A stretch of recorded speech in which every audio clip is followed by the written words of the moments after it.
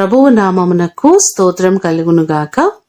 ఈ ఉదయకాలము మీకందరికీ వందనాలు తెలియచేస్తున్నాను. ఈ దినము మిమ్ములను బలపరచు దేవుని మాట. నీవు మొర్రపెట్టగా ఆయన నేను నానను. యెషయా గ్రంథము 58వ అధ్యాయము 9వ వచనం. మన మొరలను మన విన్నపములను ఆలకించే దేవుడాయన.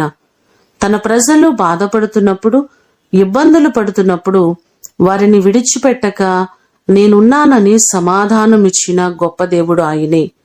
కీర్తనలు 120వ కీర్తన మొదటి చరణంలో చూస్తే, నా శ్రమలో నేను యెహోవాకు మొర్రపెట్టి తిని ఆయన నాకు ఉత్తరమిచ్చెను అని బైబిల్ మనకు సెలవిస్తుంది.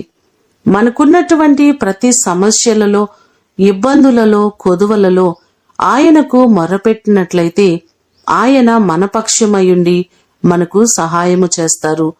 ఈ మాటలు వింటున్న మీకందరికీ దేవుడు తోడయుండి ఆయన మీకు సహాయము చేయునుగాక.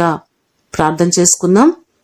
పరలోకమందున్న మా తండ్రి, మీ పాదములకు వందనాలు, స్తోత్రాలు. మేము నీ సన్నిధిలో మొర్రపెట్టగా నేనున్నానని సమాధానమిస్తున్న గొప్ప దేవుడు మీరే ప్రభువా. సహాయము చేయకుండా ఉండే దేవుడు కాదు. మా కష్టములో మీకు మొరపెట్టగా నేనున్నానని సమాధానం ఇస్తున్న గొప్ప దేవుడవు. నీ కృపలో మా ప్రియులెల్లరినీ జ్ఞాపకం చేసుకోండి. ఏ బాధలలో, ఏ ఇబ్బందులలో, కష్టములో ఉండి మీకు మొరపెడుతున్నారో ప్రతి వారి మొరను, విన్నపములను మీరు ఆలకించి మీరు మేలు చేయండి. వారి పక్షముగా మీరు నిలబడి గొప్ప కార్యాలు వారి జీవితాలలో మీరు దయచేయండి. ఈ దినము కొరకు వందనాలు.